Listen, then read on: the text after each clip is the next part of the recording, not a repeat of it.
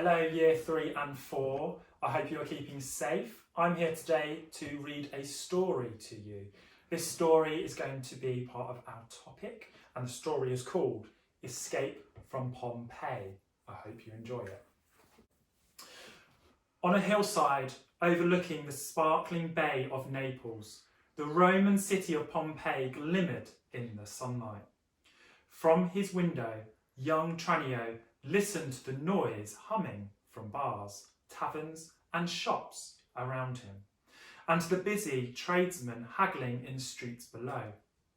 Beyond the massive city walls, he could see Pompeii's greatest protector looming in the distance. They called it Vesuvius, the gentle mountain. Could anyone feel safer than here, Tranio wondered. Was anything more beautiful? Tranio was the son of Dion, the actor, and lived with his parents near the theatre district of Pompeii. He'd often sneak to the harbour at the mouth of the river Sarnus and hide behind sacks of grain. There he'd watch pots of wine, oil and spices being carried to and from the ships, or fishermen unloading their rich catches.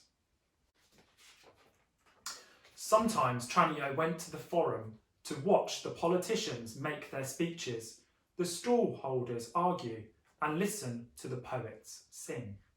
His favourite song was, "Rumble down, tumble down, great city walls, feel the ground rumble, the citizens stumble, when the earth shakes, and rumble down, tumble down." Everyone would join in, laughing as they remembered the earthquake tremors. A few years before Tranio was born, there had been a big earthquake in Pompeii, and parts of the town had still not yet been fully repaired. But nobody took tremors seriously anymore. On other mornings, Tranio would shout up to Livia, the baker's daughter, who lived across the street. "Liv, stop curling your hair and come and play jacks. I've got a bag of bones from Mother's kitchen. They're just the right size." Livia spent most of her time learning to weave and cook. But during the hot afternoons, she and Tranio would squat by the fountain playing knucklebones or chase dogs down the street. One hot August day, Dion took Tranio through a shady passage into one of Pompeii's 2 theatres on the edge of the city, where a pantomime was being rehearsed. "Sit on the steps, son, and learn," said Dion. "We'll be using you in small parts soon."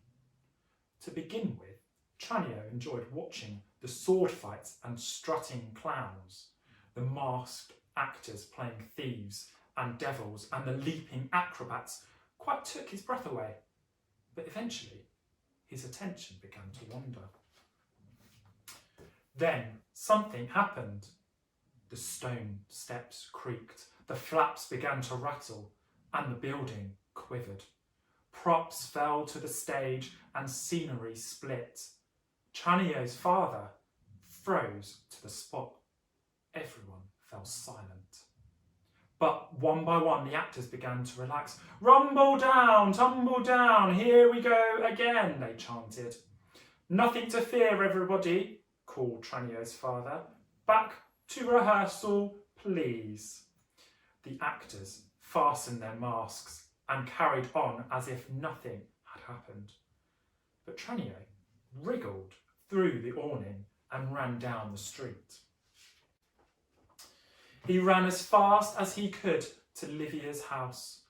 Everyone was shouting, arguing, carrying belongings outside to safety. "Livia!" he called. "Liv, where are you?"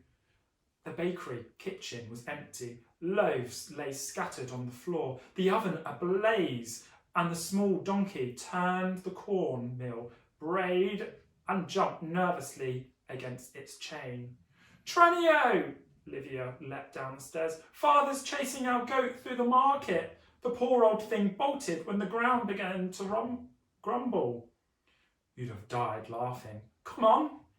Flushed and excited, the 2 children ran off hand in hand into the dusty street. But as they ran, the sky began to darken and a thick cloud drifted slowly overhead. Livia turned to Tranio. "Why are the seagulls flying towards the woods? They're going the wrong way." A small bird hanging in a cage chirped frantically, trapped behind us its bars as the air began to fill with ash. Livia coughed. "Tranio, perhaps we should go back." Tranio grabbed her hand. "We can't go back. The dust is too thick. Quick, the harbour. Run, just run." Boats were bobbing on the choppy water as men began to untie the moorings and ropes.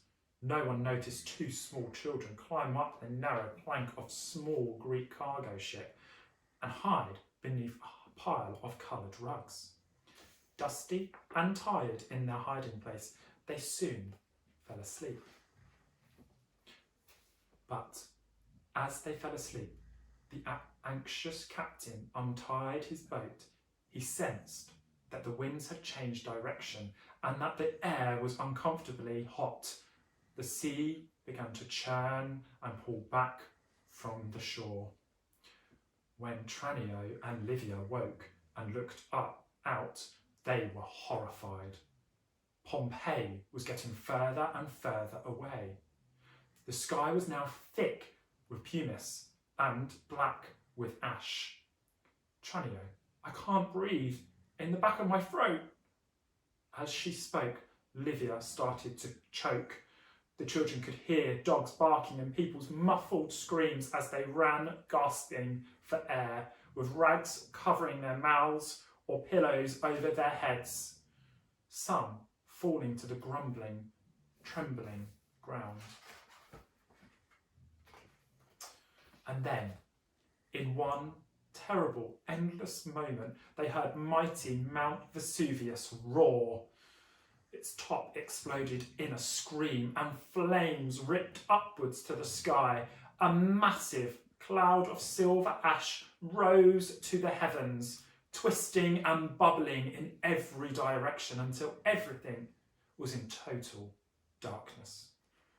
Lightning flashed and thunder roared. Streams of molten liquid flowed in fast rivers down the mountain slopes and covered a nearby town.